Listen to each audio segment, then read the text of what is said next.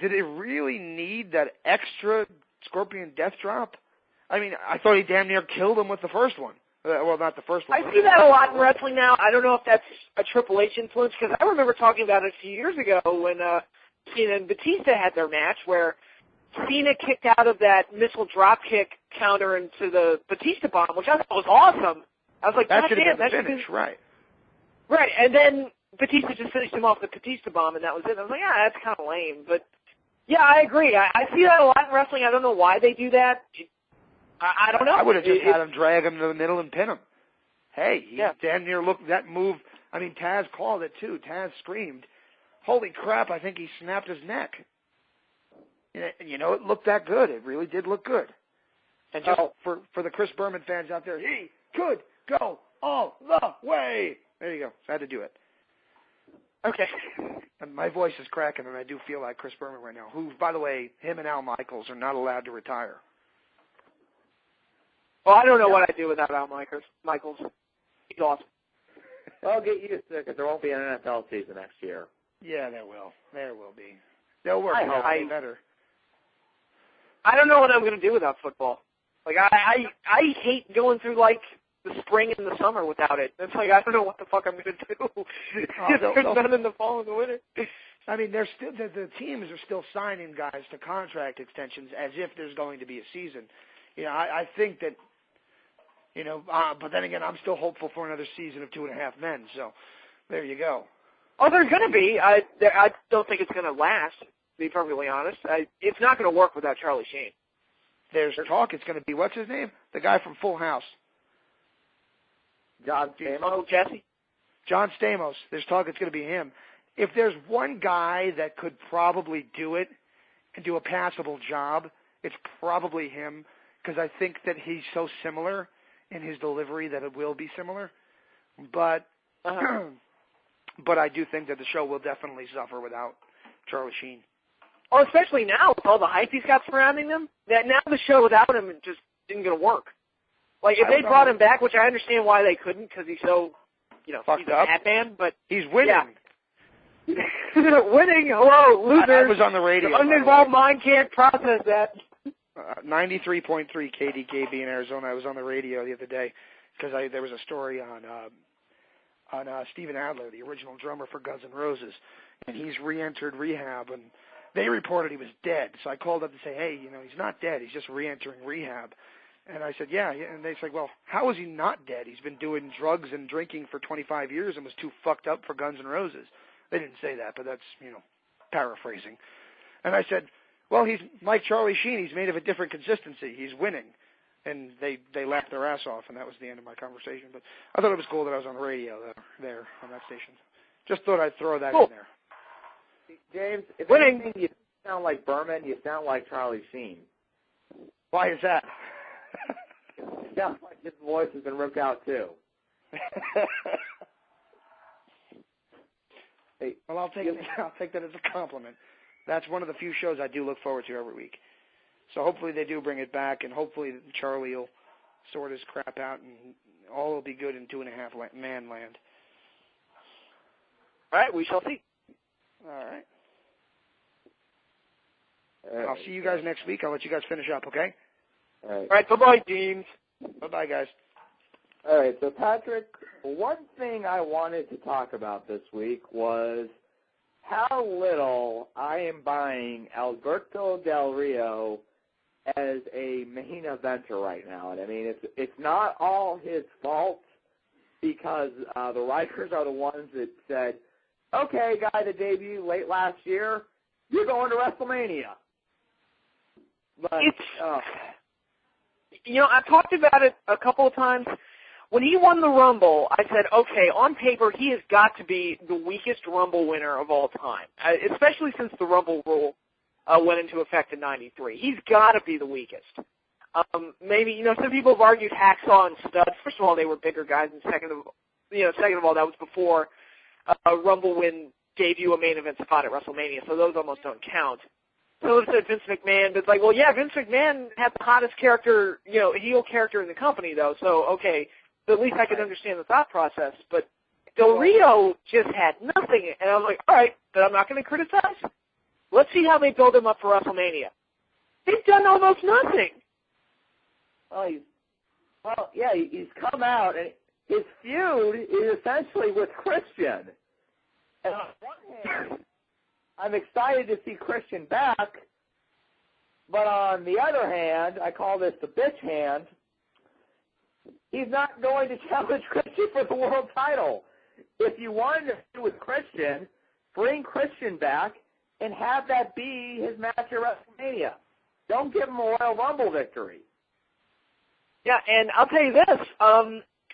I think he's going to win the title. I think they're going to do something where Christian screws Edge. I keep saying that because maybe it's just wishful thinking that I just want to see Edge and Christian paired together storyline-wise somehow, some way.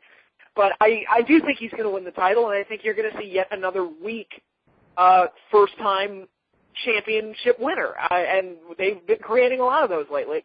And I'll be honest, I'm not even that big a fan of the character.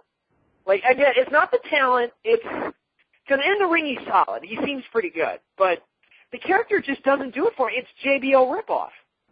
Right. It's Tito Santana playing JBL.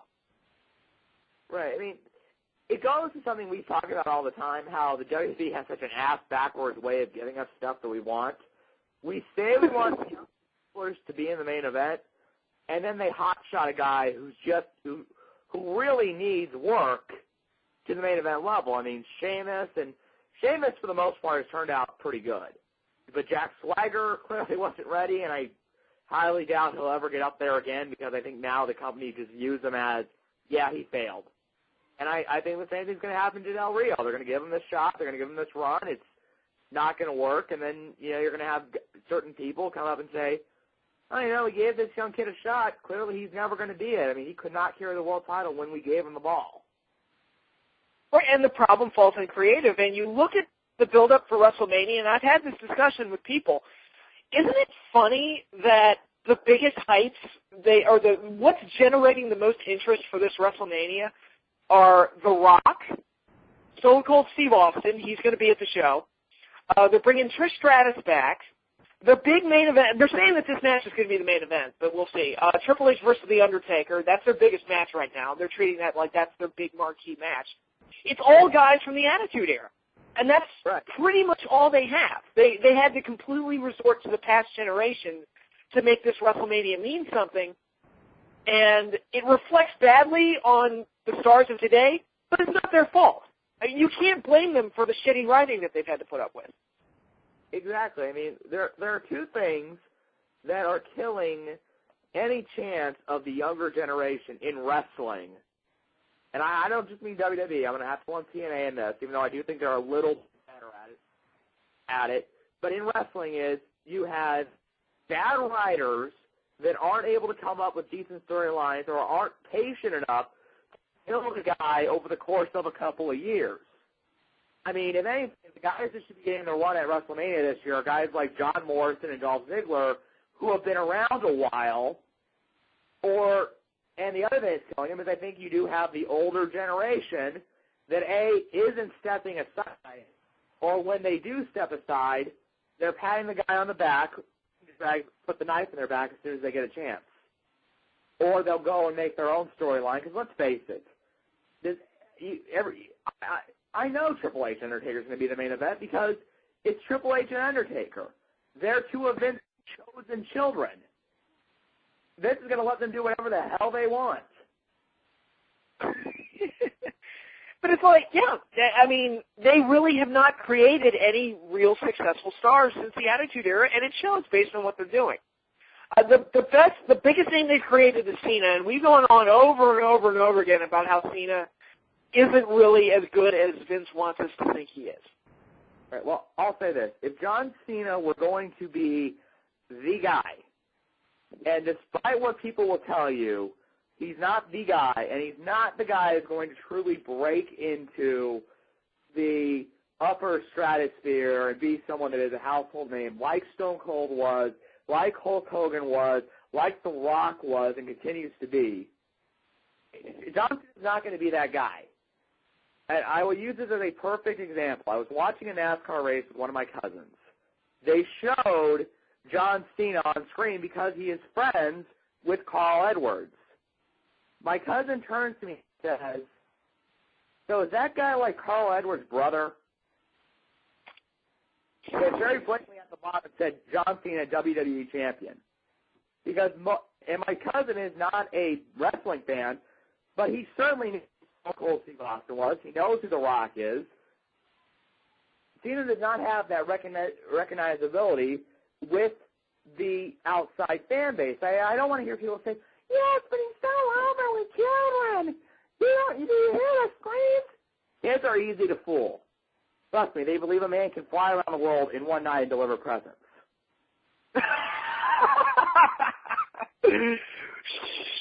We're not supposed to let that cat out of the bag, Nick. Oh, shit. Nick? Yeah. I'm just, oh, shit. I hope James's kids aren't listening to this. They're not. They're probably not. I have this vision of, like, James's son, Nicky, like, walking by, going up to his mother and saying, so I was listening to Dad's show. Is Santa Claus not real? Wow. Oh, boy. Yeah, but, and I don't want to hear, Cena's over with the kids. I always maintained it. If you put somebody else in that same position, they would get as over with the little kids as the Fruity Pebbles bitch, as The Rock calls him. Yeah, you yabba dabba bitch. Yeah, that's it's great. By the way, I actually saw a poll online today asking who's winning the promo battle, John Cena or The Rock. That's like asking who's the better football player, Joe Montana or Jamarcus Russell. I don't know if it's that bad, but it's Rock all the way. You can tell that he's the better performer. He delivers his stuff better. To be fair, I think Cena's probably had like his two best promos ever, or at least in the last few years, going up against The Rock. But Rock brings out the best in everybody, so there you go. But yeah, one thing about Cena's character, and somebody brought up this point. I was watching a guy's YouTube videos, PS Power, in case you're wondering. And he made a great point. Cena never addresses the criticism thrown at him. Whenever somebody makes fun of him for being a doofus or wearing color-coded crap or, makes fun of the you can't see me stuff, he never addresses the criticism of why he does those things. It's just, hey, I am what I am, and that's it. And I'm just going to make fun of your movies, Rock. And that's basically what he did. All he did was just sit there and make fun of Rock's movies.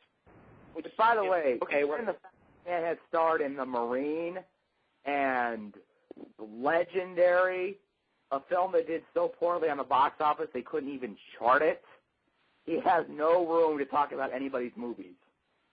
Exactly. Yeah. Good job. Yeah. Yeah. So, by the way, Patrick, tonight started the taping for NXT Season 5, and if you ever wanted a representation of how much they just don't care about this show, let me read you the list of pros. All right. Yoshitatsu. Wow. Vladimir Kozlov. Wow. Guerrero. JTG. Chavo Guerrero and then JTG. Wow. And Tyson Kidd, who we actually like but is very misused. And finally, your long-lost twin brother, Hornswoggle. That's you're fucking kidding. Yeah. Wow. Now my question is, why the hell is this show still going? They're going to get Tough Enough back on USA, which is basically the exact same thing, same basic concept of introducing new wrestlers into the company. Why are they still doing that? Nobody gives a crap about NXT anymore. Show was fucking canceled. Just let it go. It's over. I agree with you. I mean, I think what literally is going on here is that Vince said we're just going to do NXT on WWE.com, and I think he meant just to wrap up season 3.